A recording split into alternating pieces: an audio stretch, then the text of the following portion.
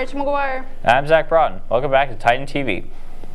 About 5,000 people were at GHS last weekend for Titan Fever's second annual The Event. The event is a high school and junior high show choir competition that went on Friday, February 28th and Saturday, 29th. Let's take a look at what it was like. How many students did you say were in the event? Well, about 5,000 people were there. Yeah. A lot. And what would you say the event is? It's a show choir competition that Titan Fever hosts, and schools go there and compete for grand champion. Is it difficult to host? Yeah, it was complicated. It was a lot of work, but it was pretty smooth. And have you been to the first one and the second one? Yeah, I worked backstage the first one, and the second one I was actually a host. So. Oh wow. What's the difference? As a host, you're in charge of all the school, like your school and whatever involves them. When you're backstage, you just do whatever needs to be done back there. Would you say it was different between the event and the second one? Yeah, the second one was definitely a lot better. Smoother, a lot more people were there, and just better in general. Yeah. Why do you say that? Just in terms of were there better performances or? I mean, not just better performances, but we had more experience with hosting a show and all the other stuff. All right, now it's time for Question of the Week. We asked, if you could eat one food for the rest of your life, what would it be?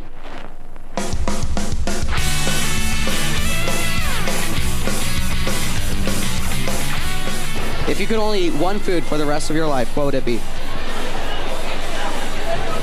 What would it be? It would be popcorn.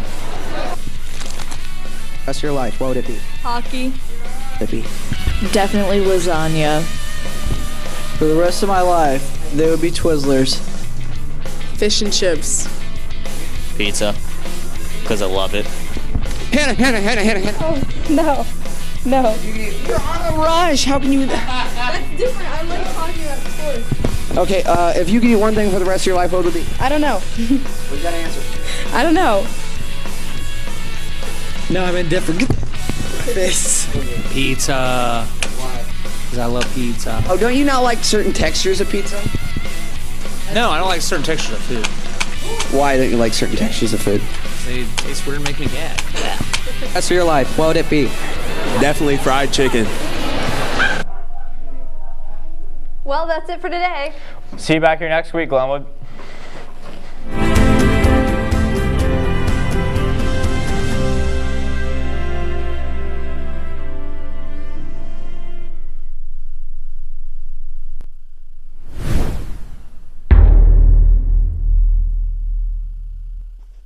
Twin sisters Chris and Cliff Paul set out to unite their fans by creating something everyone could agree on. Having lobbed such ideas as the CP three-legged shorts and a State Farm Clipper ship,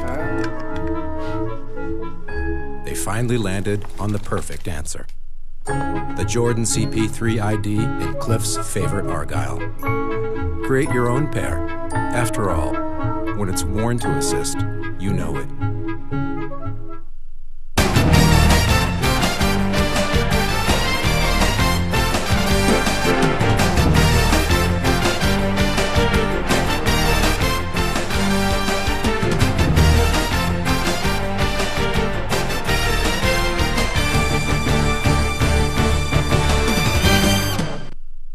Of the Rush. As always, I'm Danny Fry. And I'm Hannah Duncan. This week we bring you boys basketball highlights at Southeast and regional semifinal action against Rochester. The Rush also brings you coverage of the state swim meet, as well as GBA's championship Sunday. Eric Burklow has the top three along with his NCAA basketball picks. Now let's go ahead and get the show underway. The boys basketball team ended their regular season at Southeast last Friday night and then traveled to Taylorville on Tuesday to face Rochester in their first Class 3A regional matchup. Glenwood assistant basketball coach Seth McCoy joins us now as a guest analyst. Coach, thanks for coming on. Always a pleasure.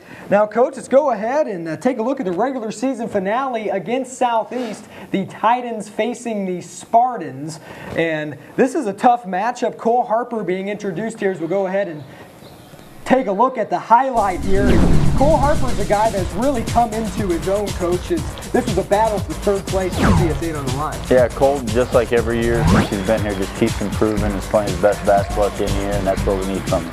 Peyton Allen, by the way, he's been consistent now that he's been healthy all year, knocks down the fadeaway, the baseline jumper, that led off the game, and then Allen will toss it in, and Jalen Henry takes it away, and Henry's going to SIUE, no one to give it to, so he goes inside and lays it in. Southeast led 16-15 at the end of the first quarter. And going into the second, how is this game different than last time when you guys beat them by over 20 points? Well, they went a little bit smaller lineup. They put 4 shooters out on the floor and just went one big in the post with Henry and just tried to feed him the ball all night and kick it to shooters. So they had a different approach than the first game.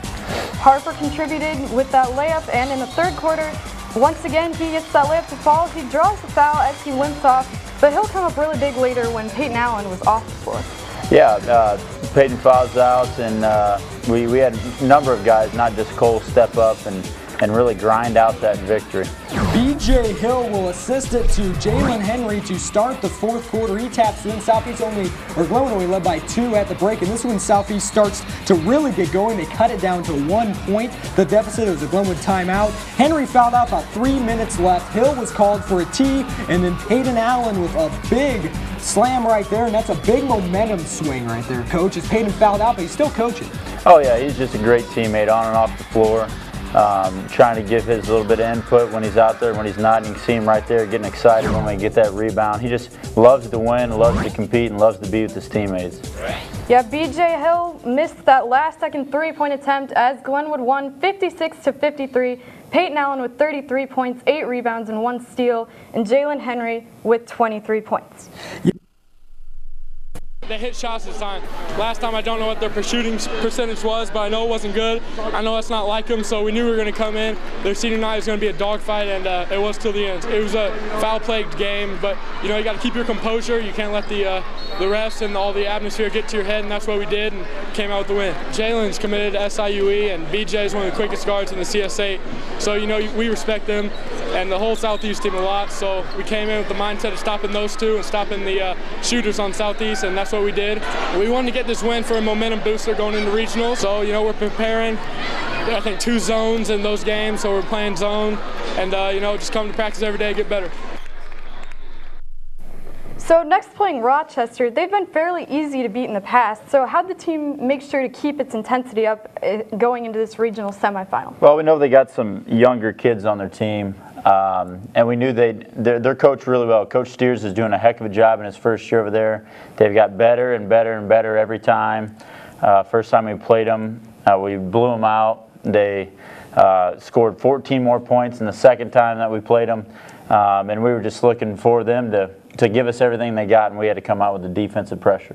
Sometimes, you know, Coach, these regional playoff games sort of come down to the little things, and you guys did the little things the game before against Southeast, 71% from the line, and making those 2 crucial free throws with 36 seconds to go. Yeah, we've been pretty good, knock on wood. We've been pretty good from the free throw line the last few games, and it is those little things.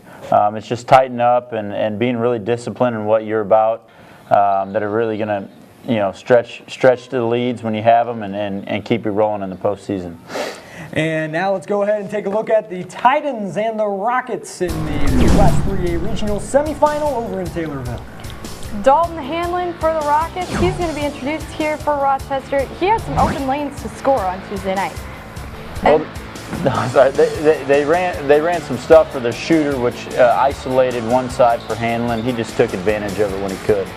Peyton Allen got that top of the key jumper, and then Ryan Neal will steal it away here and flips it to Hanlon, who makes the layup for the Rockets. They kept it close going to the second quarter as Glenwood led 14-10, really by playing scrappy inside. Oh yeah, like I said, they got young kids that are just hungry. They don't know a bunch yet, but they're just out there playing as hard as they can, and they really came at us really hard from the get-go. Tyler Brown makes a wide open layup. That stops some Rochester momentum. Glenwood led at the half 27-20. Peyton Allen came in this game only 28 points away, but you know what? It's Ethan Hunt right here. 3 from the top of the key. He went 3 for 3 from behind the arc. Role players like him really seem to step up. Ryan Neal with another steal. Gets it over to Dan Ziegler. Peyton Allen says no, no, sir. Slaps it away, and the Glenwood Titans led 38-31 after 3 quarters of play. And on to the fourth quarter. Cole Harper, more of a 2-point shot, but this is a rare 3 for him. He scored 18 points to contribute for the Titans. Rochester never gave up. coach, as Austin Dallas would go and he'll drain a three, step back as they gave a good, solid effort. You know, another team that didn't back down, you know, going in so overmatched. No, and we knew that, just knowing Coach Steers and his history. I mean, his teams are going to play hard all the way to the end, and we just really didn't. I don't know if we've overlooked them or not, but we just didn't really play our game defensively. We were pretty efficient on the offensive end, but defensively we got to get a little bit better here real quick. Yeah, Peyton Allen only 3 points away from the career 2,000 point mark. He scored 25. Matt Swain leading the way for Rochester, 12 points and 7 rebounds. Here's Coach Blakeman and Peyton Allen after the game. You know, I wasn't very happy the first half. Rochester has improved tremendously. He's executing, doing some really nice things out there, and they executed, did a nice job. But we just messed up on some things, and those are the things that we have to get better at. You know, you want to win a regional and get to sections and never know what's going to happen. We were there last year, and you know, magical times you just don't know. So hopefully we can get there. And I know Taylorville or Mattoon, either teams, they're going to be tough coming in here on Friday night. We've been looking for 20 wins in the regional championship ever since the beginning of the season, so that's my main focus right there. Welcome back here on set now. Coach, give a little preview of the game tonight against the Taylorville Tornadoes. They knocked off Mattoon last night, 81-62, and you guys knocked off the Rockets. But what do you think going into that? You know, Taylorville, they're dangerous if they didn't get their three-point game going. Yeah, they've won 3 in a row, including a win over Griffin, which is big, and you know, they've got a lot of shooters, and Coach McVickers has basically told those guys, we got nothing to lose, come out guns a-blazing, and you know, when they hit 10, 11, 12 threes, they're going to be hard to beat. So we definitely got to bring our defensive game plan, tighten everything up, and come ready to play, because over there at their place, that's going to be a crazy environment, so we're going to have to be ready. It's definitely going to come down, you know, so the environment there and some of the spacing on defense. It should be a good regional final in T-ville. Coach, thanks for coming on and good luck tonight. No problem. Moving on to the Class 3A regional final. For the 3rd year in a row, Glenwood will play tonight in Taylorville against the Tornadoes with a tip-off at 7 o'clock. Last Monday, the Glenwood hockey team faced off against Champaign. They also played Bloomington 3 days earlier. Let's first see how the Titans did hosting Bloomington. Checking out this graphic here, Bloomington won 5-3, and Webb with 2 goals and 1 assist, Huey with 3 goals.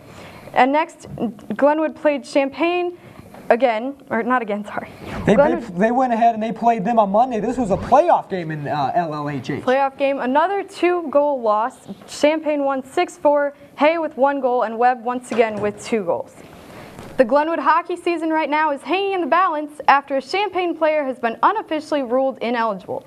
If that decision is finalized, then Champaign forfeits the playoff game, and Glenwood would move on in the LLHH playoffs to take on SHG at a time that will be announced later. It's time for our first commercial break. When we come back, we will bring you state swimming highlights with Stewart Home, along with the GBA games for 3rd place and the championship. So you don't want to miss it. Stay tuned.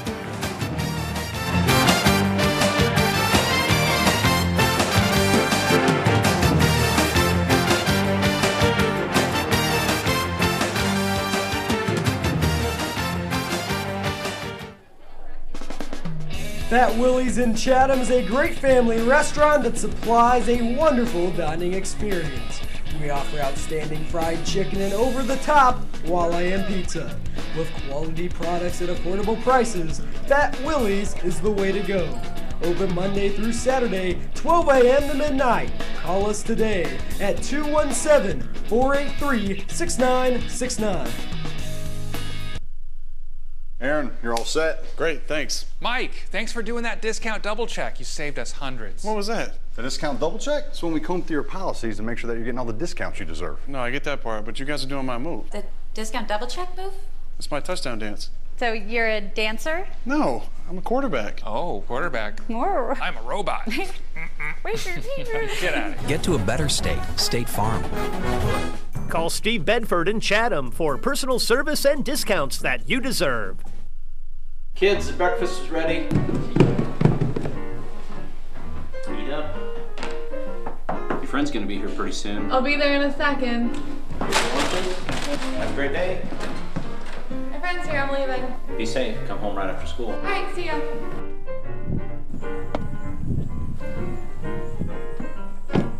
Wow, your dads are really looking out for you. That's not my dad. That's my family's financial advisor, Mr. Sullivan. Sullivan Financial, looking out for your investments and your family. Welcome back to The Rush. The Glenwood swim team sent 2 swimmers to state this past weekend in Evanston, Sam Childress, and now joining us on set, Stuart Holm. Thanks for coming on. So Stuart, it's your 3rd straight trip to IHSA Swimming State. What's changed since your first trip, and how have you grown as a swimmer? I think I've grown both psychologically as an athlete and the fact that I'm more comfortable with my races and the environment, and as well as physically. I've gotten taller, I'm stronger, I weigh more. There's a lot of different aspects that pan into my performances over the last couple of years. Yeah, you know what? Let's go ahead and take a look at the highlight. It wasn't just you. You went in the 100 free, and Sam Childress went in the 500 free, but those got whittled out because of such tough competition at state. And here is the 200 free, and it was a pretty good result for you, Stuart. What was your strategy headed into the 200 free? You're the top seed in it, but what's a good start consist of? I guess the thing that happened was in prelims on the first day on Friday, I didn't have a very good turn starting off, and it cost me almost a whole second, and that's why I didn't get into the top 6. I was number 7 going into it, probably 0.2 of a second behind the 6th place guy, and so it put me in a position where the best I could possibly do would be 7th. So it kind of hurt me coming into finals the next day, but it doesn't matter. Talk about your turns, you know, you're a guy that really turns it on in the last 50. You were able to really build up your speed throughout the race towards the finish there.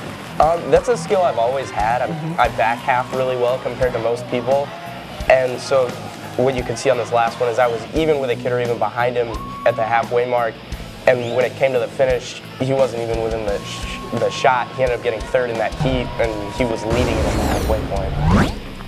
And in the 200 free, Adam Drury of U High got 1st with 138.96, and Stuart Holm, you got 7th with 141.11. And how was that feeling, knowing that you placed in state? It was pretty exciting knowing how well I placed, and even considering that I got documented, I got 7th. In reality, for everyone that was looking at the times, I really got 5th. So it was uplifting, but it was also kind of annoying that documented I'm written down as 7th.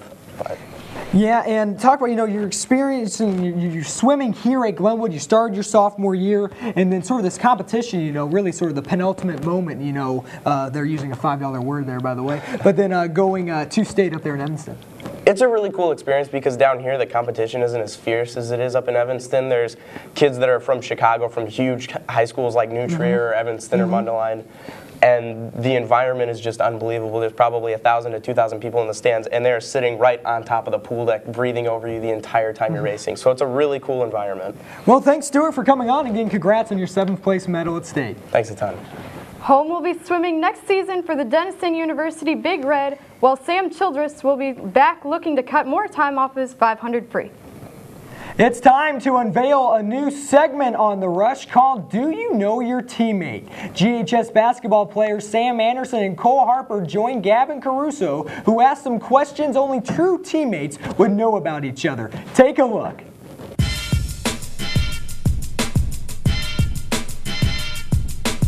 Welcome into the first pilot of Know Your Teammate. I'm here with Sam Anderson and Cole Harper, and we are going to ask some questions. And so how this game works is I'm going to ask somebody the question. I'm going to ask, you know, like Sam the question, and then Cole will have to answer in both honest opinions, and we will see if either of them match up.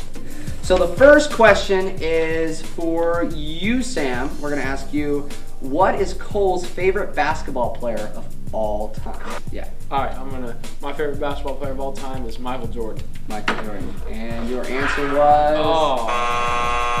That's generic. Oh, all right. So, what do you think Sam's favorite basketball player is of all time? Allen Iverson. Oh. Here, wait. Oh, dude, I didn't think we were doing college. That's why I asked. I thought you were. This is a question for Cole here. All right, so what do you think his favorite restaurant is? Oh, that's too easy. That's easy. Yeah. I've seen the pictures. All right. Osaka. Osaka. You guys go to Osaka a lot? Oh, yeah. I'm going to have to go with Osaka also. You know he's not going to put down Osaka. Oh, There it is. Okay. Oh, who do you think you look like? So who do you think Cole looks like? Oh. Alright, what do you think it is? You know Apple Jacks? the cinnamon stick. The cinnamon stick on Channing Tatum. I'm gonna have to go with the insect, the walking stick. The Frank Mantis? Ryan Gosling. I like it all the way. So this is the tiebreaker. Alright, so Sam, I'm going to ask you first, who do you think Cole's favorite teacher is of this calendar school year? I want to say Miss Luxmore. Ron's a tie! I thought you were going to go with Miss Luxmore. That was Tyler! What do you I'm going to have to go with or for the break. Mr. Bikeman. Oh! That's it for this week on Do You Know Your Teammate? Cole won, and it was out of the fourth tiebreaker. So join us next week as we have another 2 guests on, and only here on Know Your Teammate.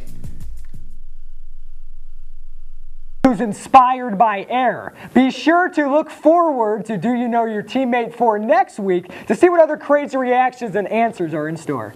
Team Hobby and Team Johnston played in a long, thrilling third-place GBA game. Let's go ahead and take a look at the highlights. This for the GBA bronze medal. Brian Hobby actually wasn't even at the game, as it turned out to be a 3-on-3 matchup. Our cameras will pick up the action in the third overtime, as Cody Johnston will get the shooter's role here, and he will send the game into a 4th overtime with the score tied at 44. Carter Wilkie, he'll answer. He'll bury a 3 from the volleyball line, so you get a cutaway from really like the 4 people that were there. Big 3 from Wilkie. Team Hobby, they would prevail though in quadruple overtime. Here's Wes Hunt. Gets a kiss off the glass to score, and that helped push him past. You know, Cody Johnson took the loss rough, Hannah. Yeah, he took that loss pretty rough, but Hobby won by 2 points, 49-47. Wilkie with 15 points, and Johnston with 11 points and 2 rebounds. The quadruple overtime showdown led up to Team Layton battling Team McCollum for the GBA championship title. Let's go ahead and take a look at the highlight here. And this is Team McCollum and Team Layton, you know, and this was for all the marbles in GBA. Barry McCollum will start his team off with a 3 from the top of the key. It rattles in there. And Austin Dirkus again would play the role of coach for Team Layton. He draws up a play that led to a triple here by Zach Petermeyer. Wasn't really how he drew it up, but got it to go from the top of the key. And Rocky Morse next. His jumper is pretty off, but McCollum's there for the putback as Team McCollum was in control of this game for all of the first half. Next, McCollum in trouble in the lane, but he dumps it off to Matt Benitis for the 2.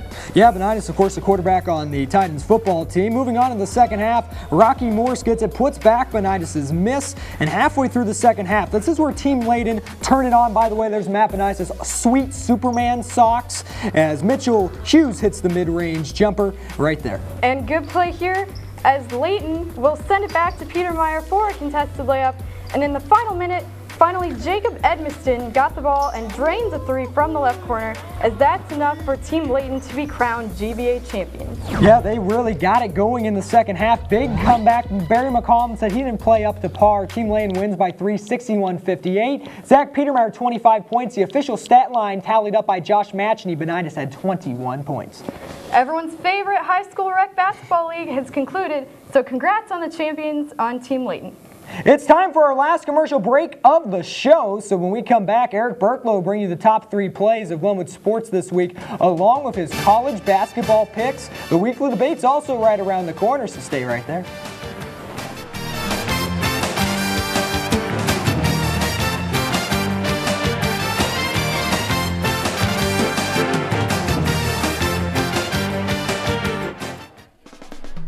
Fat Willie's in Chatham is a great family restaurant that supplies a wonderful dining experience. We offer outstanding fried chicken and over-the-top Walayan pizza. With quality products at affordable prices, Fat Willie's is the way to go. Open Monday through Saturday, 12 a.m. to midnight. Call us today at 217-483-6969.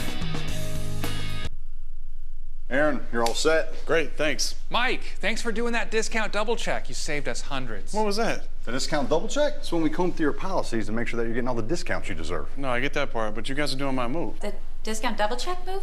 It's my touchdown dance. So you're a dancer? No, I'm a quarterback. Oh, quarterback. More. I'm a robot. Where's your Get out of here. Get to a better state, State Farm. Call Steve Bedford in Chatham for personal service and discounts that you deserve. Kids, the breakfast is ready. Eat up. Your friend's gonna be here pretty soon. I'll be there in a second. Have a great day. My friend's here, I'm leaving. Be safe. Come home right after school. Alright, see ya.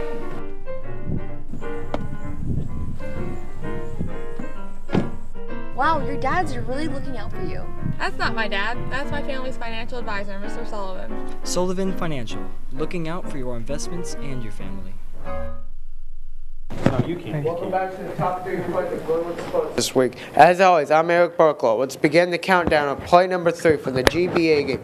Third place game as Cody Johnson gets to shoot his goal on a 3-pointer that sent the game into the 4th overtime. Johnson's team lost though 49-47. On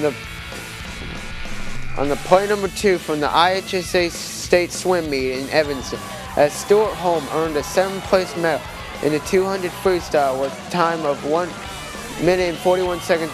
And the top play of Titan Sports this week is Peyton Allen's fierce slam dunk in a pivotal moment. Southie Allen had 33 points as Glenwood knocked off the Spartans 56-53. Now it's another time addition for my NCAA basketball picks. No, we still have our basketball picks here. Eric, take it. Okay, but I have North Carolina winning a close game. They'll play in Duke. It'll be a close game this week. It's always a close game between these two teams. That's why I got. And North Carolina will play well at home, so that's why I think they'll get it done. Our next game is San Diego State, New Mexico. Battle of the top 2 teams in the Mountain West. I got San Diego State winning by 2 points. It'll be a close game. 2 of the best teams in their conference.